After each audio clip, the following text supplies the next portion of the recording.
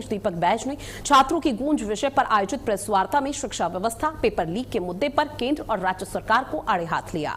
उन्होंने कहा कि लगातार हो रहे पेपर लीक से लाखों की संख्या में छात्रों का भविष्य प्रभावित हो रहा है और युवाओं का परीक्षा व्यवस्था से भरोसा टूटता हुआ नजर आ रहा है।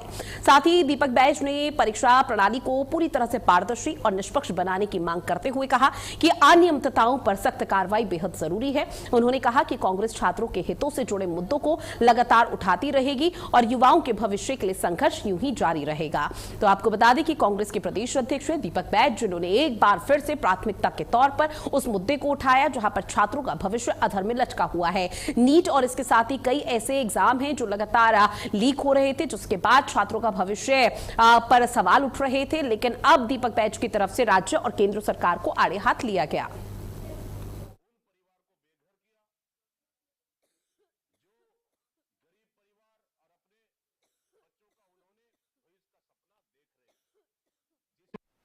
जिसमें 7,500 से अधिक छात्र छात्राएं और परिवार प्रभावित हुए हैं। और सीधे प्रभावित नहीं, मतलब अभी तक 2 दर्जन से इस समय का पेपर लीक 2026 2 दर्जन से अधिक छात्र छात्राओं ने आत्महत्या किए हैं, जिसका सीधा जिम्मेदार मोदी सरकार है, भारतीय जनता पार्टी की सरकार, क्योंकि उनकी यह भ्रष्ट सिस्टम ने छात्र छात्राओं को आत्महत्या करने पर मजबूर किया, उन परिवार को बेघर किया जो गरीब परिवार और अपने बच्चों का उन्होंने भविष्य का सपना देख रहे थे। साथ ही छत्तीसगढ़ के धमतरी जिले ने हरित ऊर्जा के क्षेत्र में बड़ी उपलब्धि हासिल की। नगरी विकासखंड का ग्राम ठेनही जिले का पहला गांव बन चुका है, जहां पीएम सूर्य घर मुफ्त बिजली योजना के तहत 71 परिवारों के लिए 142 किलोवाट क्षमता का सामूहिक सोलर पावर प्लांट स्थापित किया गया। खास बात तो ये रही कि इस परियोजना के लिए ग्रामीणों से कोई धनराशि नहीं ली गई है और पूरी व्यवस्था सरकारी सब्सिडी से की गई है। अब जल्द ही सभी घरों में बिजली आपूर्ति शुरू हो जाएगी। जिला प्रशासन अब इस मॉडल को नगरी विकास खंड के करीब 25 अन्य गांव में भी लागू करने की तैयारी कर रहा है। तो 25 और गांव में विस्तार होगा। बिजली आपूर्ति को लेकर ऊर्जा आत्मनिर्भरता की एक तरफ यह बड़ा कदम बताया जा रहा है, जहां सोलर प्लांट का जिक्र किया जा रहा है और धमतरी का यह पहला सोलर ऊर्जा गांव होगा, जिसकी चारों तरफ सराहना हो रही है। और खास बात यहां पर यह है कि लोगों से, यानी कि गांव के लोगों से, धमतरी के लोगों से कोई 1 रुपया तक नहीं लिया गया है। जो भी यहां पर खर्चा हुआ है सोलर ऊर्जा को लेकर, सोलर पैनल को लेकर, वो सरकारी व्यवस्था को लेकर है और इसी के चलते लगातार प्रशासनिक अमले की वाहवाही की जा रही है, उनकी चारों तरफ सराहना की जा रही है कि जनता से 1 रुपया ना लेकर बिना खर्च यहां पर सामूहिक सोलर प्लांट लगा है, जिसकी लंबे समय से यहां पर मांग थी और ग्रामीणों की तरफ से आवाज भी उठाई जा रही थी। लेकिन आखिरकार धमतरी एक ऐसा जिला, एक ऐसा गांव बन चुका है जहां पर सोलर ऊर्जा गांव इसको घोषित कर दिया गया है। लंबे समय बाद अब बिजली की आपूर्ति यहां पर की गई है। बिजली को लेकर कोई संकट इस गांव में देखने को नहीं मिलेगा और लगातार ग्रामीणों की तरफ से खुशी जाहिर की जा रही है कि जिसका लंबे समय से इंतजार था, आखिरकार प्रशासन उस पर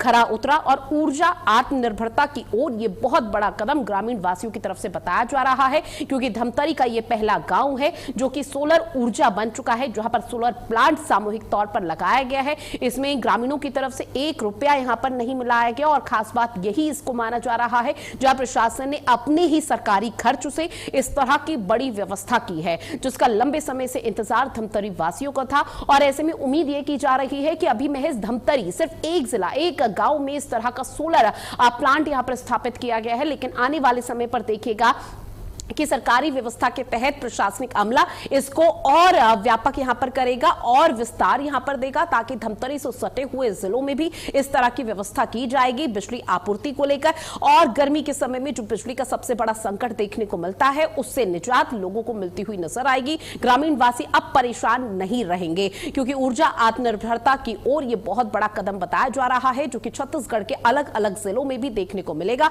फिलहाल इसकी शुरुआत धमतरी से हुई है, जो कि पहला सोलर ऊर्जा गांव बन चुका है। बिना खर्च यहां पर सामूहिक सोलर प्लांट लगा है और इसके साथ ही 25 और गांव में फिलहाल विस्तार की योजना बनाई जा रही है। धरातल पर एक रूपरेखा तैयार की जा रही है कि बाकी गांव में कैसे स्थापित करना है सोलर पैनल और इसके साथ ही लोगों को कैसे आश्वस्त करना है कि थोड़ा सा समय लगेगा, लेकिन थोड़े समय बाद सब कुछ बेहतर होगा, सब कुछ अच्छा होगा और उसी को लेकर प्रशासन यहां पर काम कर रहा है।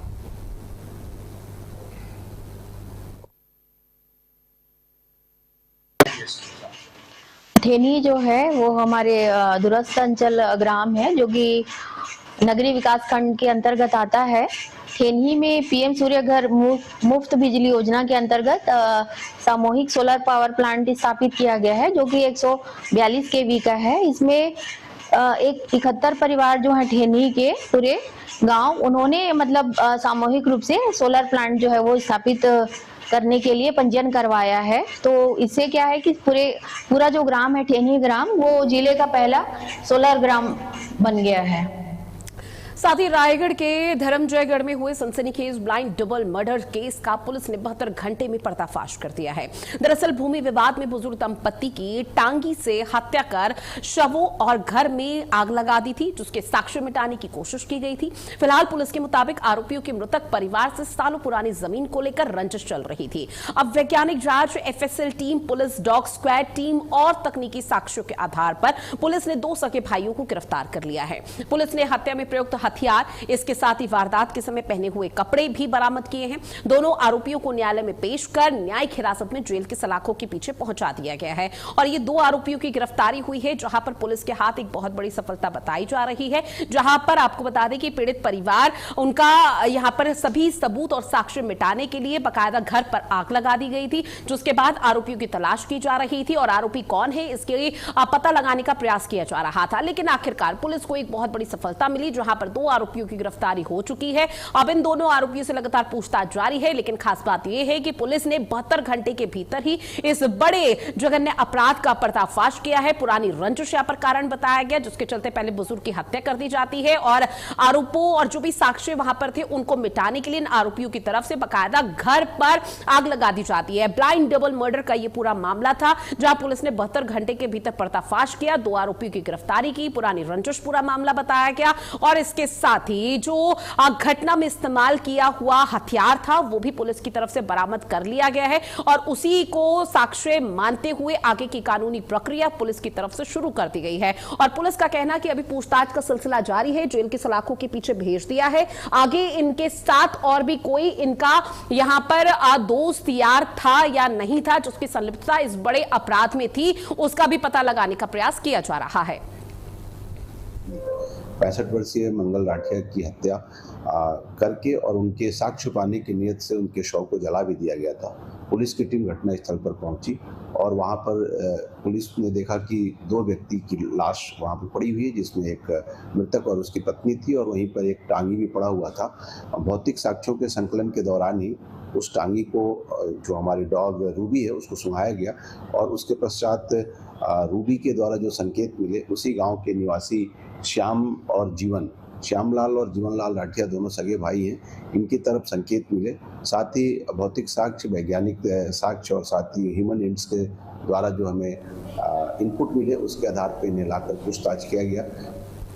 अब बात करते हैं जनपद कोरबा की, जहां आपको बताते चले कि कटघोरा थाना क्षेत्र के छुरी में हुई दंदहाड़े डकैती का फरार तीसरे मास्टरमाइंड आरोपी को पुलिस ने कर्नाटक से आखिरकार गिरफ्तार कर लिया है।